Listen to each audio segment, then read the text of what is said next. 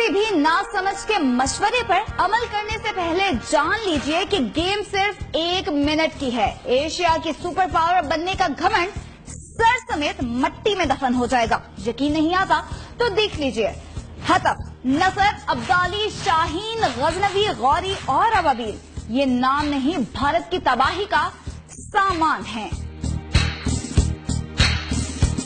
मुंबई, नागपुर समेत पूरा महाराष्ट्र और पटना का इलाका चंद सेकंड्स में गौरी व मिर्जू के गजब का निशाना बनेंगे। पाकिस्तान का medium range ballistic missile Ababeel हरकत में आया तो भारतीय शहर चेन्नई, बेंगलोर और कोलकाता की बुलंदों वाला इमारतें मट्टी का ढेर बन जाएंगी।